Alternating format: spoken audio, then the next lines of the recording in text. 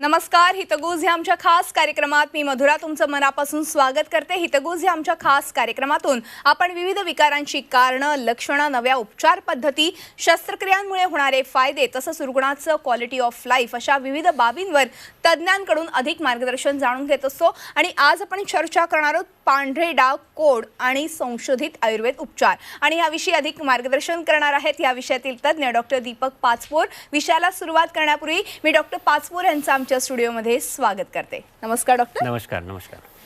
Doctor Deepak Pachpor यांची थोडक्यात ओळख सांगायची झाल्यास डॉक्टर पाचपोर हे आयुर्वेदाचार्य आणि पंचकर्म तज्ज्ञ आहेत. विदर्भ आयुर्वेद महाविद्यालय अमरावतीमधून त्यांनी आपलं आयुर्वेदातील शिक्षण घेतलंय आणि त्यानंतर त्यांनी सुप्रसिद्ध राजवैद्य समीर जमनग्नींकडून आयुर्वेदातील नाडी प्रशिक्षण घेतलं. श्री विश्वरूप आयुर्वेद आणि पंचकर्म केंद्र खामगाव इथे गेल्या 16 वर्षांपासून ते आयुर्वेदाची यशस्वी प्रॅक्टिस करतात. अनेक दुर्धर आजारावरती यशस्वी उपचार ते करतात.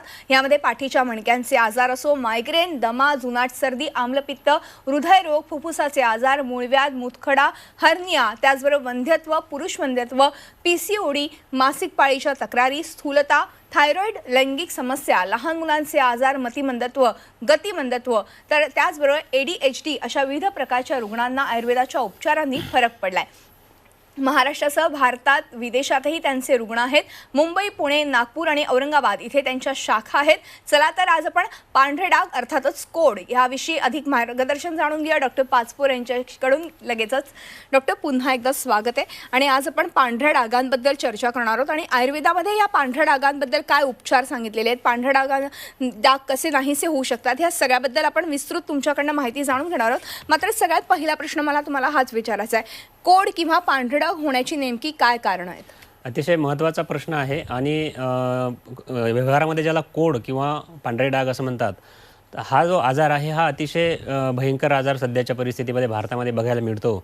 जवळपास 1 मिलियन लोक या आजाराने दरवर्षी नवीन लोक या आजाराने ग्रस्त होताना दिसत आहेत. म्हणूनच हा आपण आज मुद्दा चर्चेला घेतलेला आहे. तर पांढरे डाग किंवा पांढरे कोड किंवा विटिलिगो किंवा किलास कुष्ठ किंवा श्वेतकुष्ठ असं याला आयुर्वेदामध्ये नाव दिलेलं आहे. यालाच ल्युकोडर्मा असं सुद्धा आयुर्वेदामध्ये म्हणतात. बरं, याचं मुख्य जे हे आहे की आपल्या शरीरामध्ये जे रंगद्रव्य तयार करणाऱ्या ज्या पेशी असतात त्या पेशी जे रंगद्रव्य निर्माण करतात, मेलॅनिनचं सिक्रेशन कमी पडल्यामुळे आपल्या त्वचेचा जो प्राकृत वर्ण असतो, जसा कृष्ण वर्ण असेल, गौर वर्ण असेल किंवा मध्यम वर्ण असेल, तर हा जो वर्ण ठरवणारा जो रंगद्रव्य असतो त्या रंगद्रव्याची कमतरता किंवा ते रंगद्रव्य निर्माण न होणे हा मूळ मुद्दा या ठिकाणी असतो. परंतु हा रंगद्रव्य निर्माण इतर लोकांमध्ये जसं होतं तर पेशंटमध्ये का ते होत नाही किंवा त्याची कारणं काय आहेत, याची कारण मीमांसा घेताना किंवा त्यावर संशोधन करताना असं लक्षात आलं की आपण जे स्वैराचार करतोय किंवा जे खाण्यापिण्याच्या पद्धती आपल्या ज्या बदललेल्या आहेत, आपण उष्णकटिबंधामध्ये राहतो, त्या ज्या ठिकाणी आपण राहतो, ज्या देशामध्ये आपण राहतो त्यानुसार जो आहार विहार व्हायला पाहिजे तो न होता आपण अंधाधुंद अनुकरण करतो आणि विविध प्रकारचे फास्ट फूड किंवा विरुद्ध आहार किंवा अजीर्ण होणारे जे पदार्थ आपण सेवन करतो यामधनं हा आजार उत्पन्न होताना बरेच वेळेला दिसतो. तर जवळपास 1 million, not a joke, 1 million म्हणजे भरपूर लोक या आजाराने ग्रस्त होताना दिसत आहेत. आणि बऱ्याचशा 70% केसेसमध्ये अनुवंशिकता नसलेले नवीन रुग्ण सुद्धा या आजाराने ग्रस्त होताना दिसत आहेत.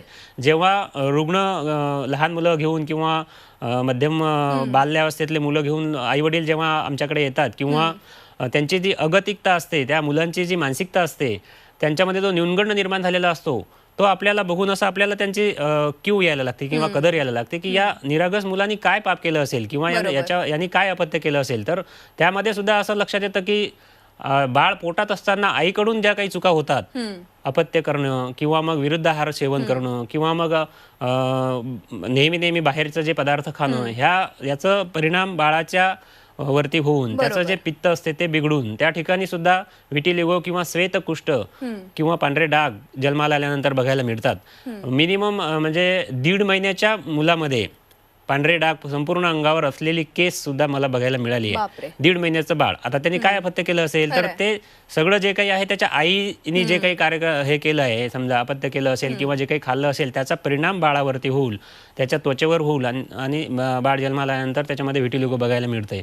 आता याची आयुर्वेदाच्या दृष्टिकोनातून कारण मीमांसा शोधताना असं लक्षात आलंय की त्यामध्ये विरुद्ध आहार असेल म्हणजे दूध आणि मुगाची खिचडी किंवा दूध आणि केळी एकत्र करून खाण्याचे बराचसा प्रघात आपल्या इथे किंवा बघायला इतर मिळतो फळं सुद्धा. किंवा दूध आणि आंबट फळं हे जे फ्रूट मिल्क शेक वगैरे खाताना लोक बघतो आपण, तर हे जे विरुद्ध आहार आहे हा सुद्धा एक खूप मोठा मुद्दा या ठिकाणी याचं कारण असू आहे. आणि पुरुषच कृमी म्हणजे मलाशयामध्ये तयार होणारे जे कृमी असतात त्यामध्ये विविध प्रकारचे कृमी असतात, तर हे जे कृमी आहेत हे सुद्धा या आजारामध्ये एक महत्वाचं कारण आहे. त्याचप्रमाणे बीजदोष आणि लहानपणी किंवा आईच्या पोटात असताना आईने माती खाणे किंवा आईला कृमींचा त्रास होणे किंवा आईला खूप मोठ्या प्रमाणामध्ये ऍसिडिटी होणे, सतत 9 महिन्यापर्यंत काही स्त्रियांना उलट्या होत असतात, सतत ऍसिडिटी वाढत असते आणि त्या ऍसिडिटीमुळे वाढलेली जी उष्णता आहे किंवा आम्लपित्तामुळे वाढलेली जी उष्णता आहे त्याचा परिणाम बाळाच्या त्वचेवरती होतो आणि नंतर त्याला पांढरे डाग किंवा कोड हा जन्मताच घेऊन येताना आपल्याला दिसतो. त्याचबरोबर बीजदोष म्हणजे शुक्र शोणित संयोगाच्या वेळेला जर त्या दोघांच्याही शरीरामध्ये जर काही दोष असतील किंवा पित्तासारखे आजार त्यांना असतील किंवा ऑलरेडी त्यांना जर समजा स्वित्र असेल तर त्या नेक्स्ट जनरेशनमध्ये सुद्धा हे बघायला मिळतं. म्हणजेच बीजदोष म्हणजे त्याला आपण अनुवंशिकता असं म्हणू शकतो. तर आयुर्वेदाच्या दृष्टिकोनातून याची जी ही कारणं आहेत या कारणांवरती जर आपण योग्य उपाय केले तर स्वित्र किंवा पांढरे डाग किंवा व्हिटिलिगो किंवा ल्युकोडर्मा हा पूर्णपणे बरा होऊ शकतो. अगदी अशी काही उदाहरणं देखील आपण आता बघणार आहोत. बऱ्याच रुग्णांना माहिती नसतं किंवा बऱ्याच लोकांच्या मध्ये गैरसमज असा असतो की पांढरे डाग हे कधीही बरे होत नाही किंवा हा लाईफटाईम डिसऑर्डर आहे. परंतु याला जर योग्य अचूक निदान, योग्य उपचार आणि योग्य आयुर्वेदिक पद्धतीने जर त्या पद्धतीची ट्रीटमेंट त्या रुग्णाला योग्य वेळेला मिळाली तर हे रुग्ण पूर्णपणे बरे होऊ शकतात.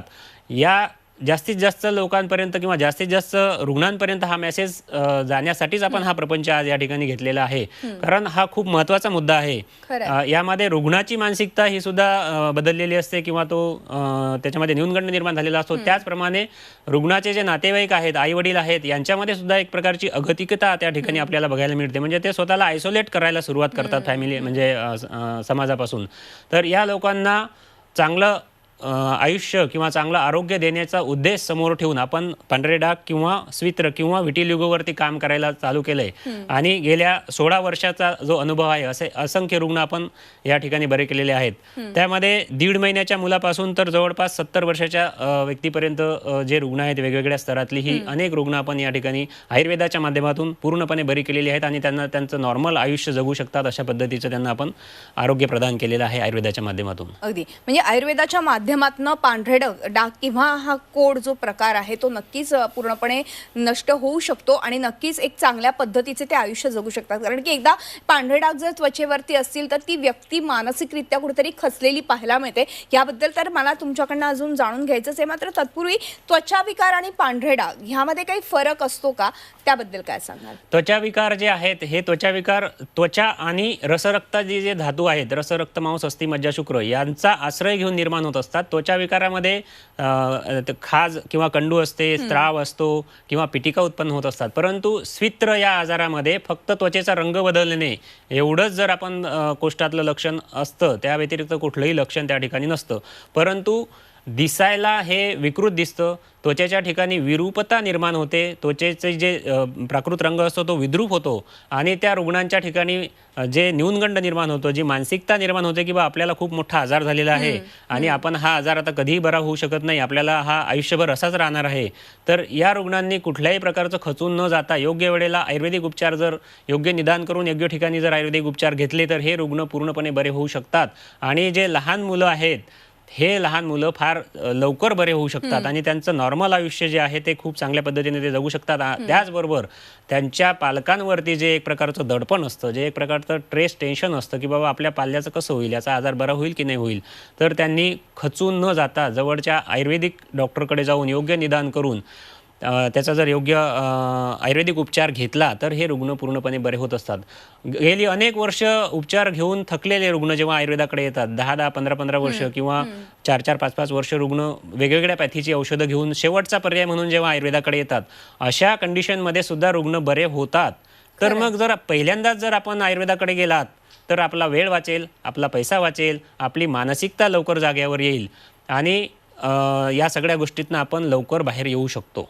अगदी अगदी म्हणजे आयुर्वेदामध्ये इतके चांगले उपचार पद्धती आहेत. म्हणजे बऱ्याचदा असं होतं की पांढरे डाग किंवा कोड झाल्यावरती हा आता आजार बराच होणार नाही असा एक सर्वसामान्यांचा समज आहे. मात्र हा समज नक्कीच आयुर्वेदाच्या या उपचारांनी दूर केलेला आहे. डॉक्टर, ह्याच अनुषंगाने मला प्रश्न विचारायचा आहे, आज नेमके यशस्वी उपचार ह्या आयुर्वेदामध्ये ह्या कोडावरती नेमके काय आहेत त्याबद्दल काय सांगाल? मी तुम्हाला मगाशी सांगितलं की योग्य निदान, अचूक औषधी आणि योग्य वेळेला जर उपचार त्या ठिकाणी आयुर्वेदाच्या माध्यमातून झाले तर कोड किंवा व्हिटिलिगो किंवा ल्युकोडर्माचे पेशंट हे त्वरित बरे होऊ शकतात, पूर्णपणे बरे होऊ शकतात. अपुनर्भव म्हणजे पुन्हा पुन्हा हा आजार उत्पन्न होऊ नये या अशा पद्धतीचे यामध्ये उपचार उपलब्ध होऊ शकतात. आता आपल्यासमोर जर बघितलं तर हे जे आहे स्काल्पचा व्हिटिलिगो आहे किंवा पोटावर पूर्ण संपूर्ण अंगावर जवळपास 80% स्वित्र आलेलं जे आहे, पांढरे कोड आलेले जे आहेत, हे पूर्णपणे जवळपास 6 ते 8 महिन्यामध्ये ते पूर्ण बरं झालेलं आहे आयुर्वेदाच्या माध्यमातून. गेली ती 4 वर्षापासून बाहेर ट्रीटमेंट घेत होते, बरे न होता ते वाढत होतं आणि आपल्याकडे आल्यानंतर तर योग्य निदान करून त्याचं कृमिघ्न चिकित्सा करून बस्ती वगैरे देऊन 4 ते 6 महिन्यामध्ये हे रुग्ण तुम्हाला समोर बघायला मिळतात. तर रुग्णांनी खचून न जाता योग्य ठिकाणी जर त्याची चिकित्सा घेतली तर हे रुग्ण पूर्णपणे बरे होऊ शकतात. आणि आयुर्वेदाच्या माध्यमातून काय चिकित्सा आहे तर त्याचं योग्य निदान म्हणजे त्याचा हेतू कुठला आहे.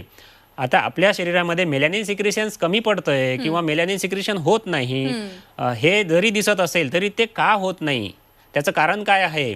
त्याचं कारण कृमी आहे की आईने केलेलं अपत्य आहे किंवा बीजदोष आहे किंवा त्या मुलांनी मृदभक्षण किंवा माती खाण्याचा इतिहास आहे, नख खाण्याचा इतिहास आहे किंवा आणखी कुठल्या आजारामुळे त्याला ते निर्माण झाले आहे. जसं एखादा भाजल्यामुळे निर्माण होतं, एखादा व्रण खोलवर जर निर्माण झाला आणि तो बरेच दिवस राहिला तर त्याच्यामुळे सुद्धा स्वित्र निर्माण होतं किंवा श्वेतकुष्ठ निर्माण होतं. तर हे कुठल्या कारणाने ते मेलॅनिन सिक्रेशन बंद पडलंय किंवा कमी पडतंय हे शोधून काढणं आणि त्या कारणावर उपचार करणं हा आयुर्वेदाच्या माध्यमातून अपुनर्भव चिकित्सेचा महत्त्वाचा मुद्दा आहे. त्या मुद्द्यावरती जर आपण काम केलं तर हे रुग्ण फार पटापट बरे होताना दिसतात आणि या रुग्णांना आपण त्यांचं नॉर्मल आयुष्य जगण्याला एक उभारी देऊ शकतो. बरोबर आहे. आणि मला वाटतं की जर हा आजार बरा झाला तर नक्कीच त्यांचं आयुष्य नॉर्मल होऊ शकतं इतरांसारखं. कारण की बऱ्याचदा असे जे पेशंट्स असतात ते बाहेर समाजात वावरायला कुठेतरी घाबरतात किंवा त्यांना कुठेतरी संकोच वाटत असतो. मात्र आज आयुर्वेदाच्या माध्यमातून वेगवेगळ्या उपचार पद्धतींमुळे नक्कीच त्याचा फायदा होतोय. ह्यामध्ये पंचकर्माचा किती महत्त्वाचा रोल आहे त्याबद्दल काय सांगा? आता आयुर्वेदाच्या माध्यमातून मगाशी जे बघितलं आपण की स्काल्प मधलं जे स्वित्र असते किंवा ओठाच्या ठिकाणचं जे स्वित्र असते किंवा गुह्य प्रदेश म्हणजे लघवी आणि संडाच्या जागेचं जे स्वित्र असते हे लवकर बरं होत नाही असं दिसतंय. परंतु जे तुम्हाला स्काल्प मधलं जे मी दाखवलं एक पेशंटचं तर ते जवळपास 3 महिन्यामध्ये पूर्णपणे बरं झालंय. तर त्या ठिकाणी जे महत्त्वाचा जो शोधनाचा पार्ट आहे म्हणजे आयुर्वेदाच्या माध्यमातून विचार करताना अंतस्त्वचा म्हणजे आतड्याची जी त्वचा असते त्याच्यातूनच आपली बाह्य त्वचा निर्माण होत असते किंवा अंतत्वचा जर बिघडली तर बाह्य त्वचा सुद्धा बिघडते. त्या ठिकाणी निर्माण होणारे जे मूळ पेशी असतात त्या विकृत निर्माण होतात किंवा तिथे त्या नष्ट होतात आणि नंतर मग त्वचेचा रंग बदलतो. तर या रुग्णामध्ये जर आपण बघितलं तर हा जो स्काल्पचा त्याचा जो श्वेतकुष्ठ आहे किंवा व्हिटिलिगो आहे हा 3 महिन्यामध्ये जवळपास बरा झालेला आहे. त्यामध्ये वमन कफाचा जर त्या ठिकाणी अनुबंध असेल तर वमन, पित्ताचा अनुबंध असेल तर विरेचन आणि वाताचा जर अनुबंध असेल तर त्या ठिकाणी वेगवेगळ्या प्रकारचे लेप हे फार उत्कृष्ट पद्धतीने काम करताना दिसत आहेत आणि रुग्ण हे फार उत्तम प्रकारे बरे होताना आपल्याला समोर दिसत आहेत. तर या ठिकाणी रक्तमोक्षण सुद्धा एक फार महत्त्वाची चिकित्सा या ठिकाणी होतं कारण रक्ताच्या आश्रयानेच त्वचा निर्माण होत असते, रक्तामुळेच त्वचेचं पोषण होत असते. रक्त जर व्यवस्थित असेल, रक्तामध्ये जर सकसता असेल, रक्तामध्ये जर पित्त वाढलेलं नसेल तर त्वचा ही चांगली राहते, सतेज राहते आणि त्वचेला एक प्रकारची कांती निर्माण होते.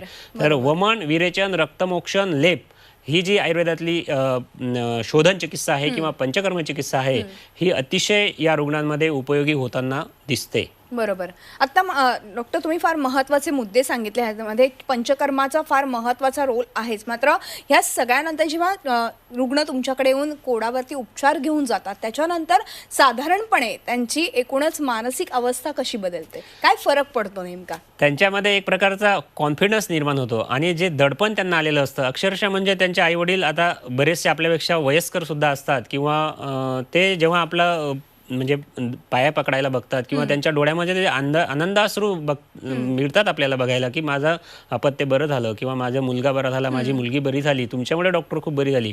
आम्ही त्यांना सांगतो आमच्यामुळे नाही, आमच्या माध्यमातून आयुर्वेदामुळे बरी झाली आहे. तर मॅक्झिमम लोकांपर्यंत आयुर्वेदाचा हा जो संदेश आहे की ज्या आजारांवरती तुम्हाला उत्तर मिळत नाही किंवा बाकीच्या पॅथीमध्ये जर व्हिटिलिगो पूर्णपणे बरं होऊ शकत नाही असं स्पष्टपणे दिसत असेल, तरीही जर आपण आयुर्वेदाच्या माध्यमातून यावरती काम केलं तर हे त्याचे मूळ कारणावरती काम करून हे आजार पूर्णपणे बरे होऊ शकतात. ज्याला कुठेच उत्तर नाही किंवा एखाद्या आजारावर समजा या मार्गाने जाता येत नसेल तर दुसरा मार्ग असू शकतो आणि तो मार्ग शोधणं गरजेचं आहे. तो आयुर्वेदाच्या माध्यमातून आम्ही शोधण्याचा प्रयत्न करतोय आणि जास्तीत जास्त रुग्णांना या आजारापासून बरं करण्याचा एक प्रकारचा हा सामाजिक उपक्रम आपण या ठिकाणी हाती घेतलेला आहे. एक आपली जबाबदारी की आपण नॉर्मल जसे आहे व्यक्ती, ह्या ज्या लोकांमध्ये हा आजार निर्माण झालेला आहे त्यांची जी मानसिकता आहे, त्यांच्या घरच्यांची जी मानसिकता आहे, त्याचा एक प्रकारचा एक हे घेऊन की बाबा या रुग्णांना आपण व्याधीमुक्त केलं पाहिजे.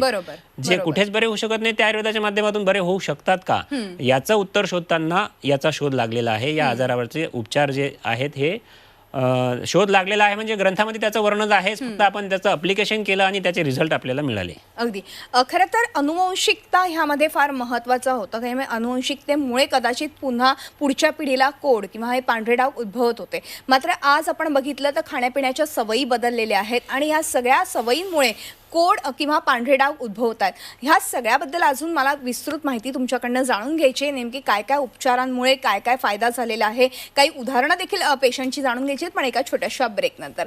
तेव्हा हितगुजमध्ये वेळ झाली एका छोट्याशा ब्रेकची. कुठेही जाऊ नका, पाहत राहा आमचा खास कार्यक्रम हितगुज.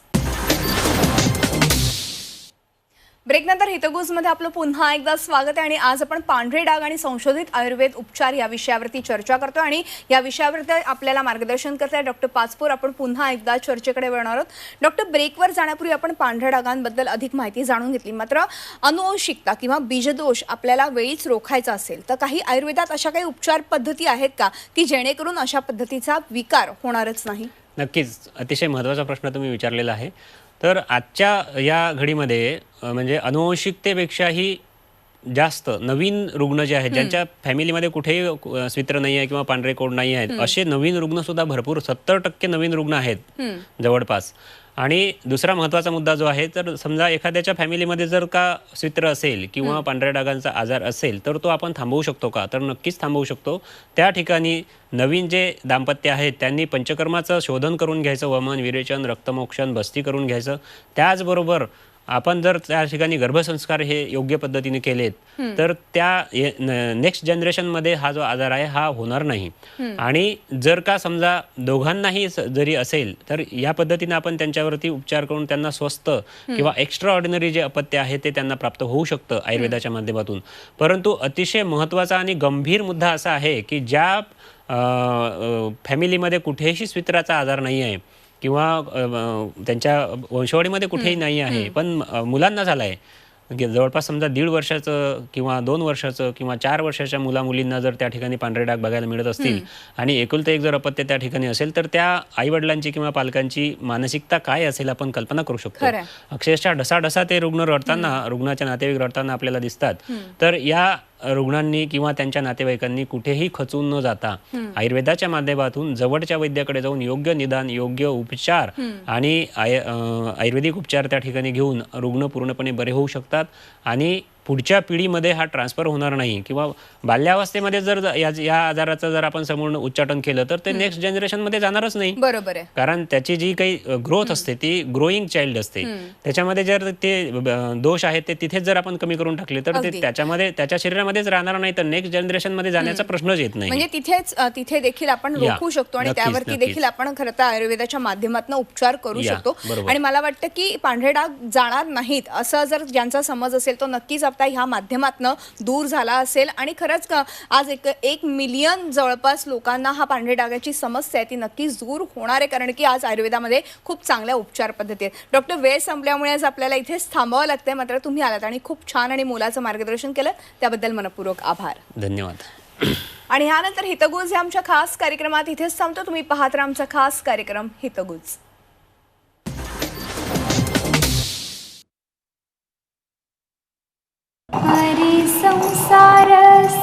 बहिणाबाईंची जात्यावरची ओवी म्हणजे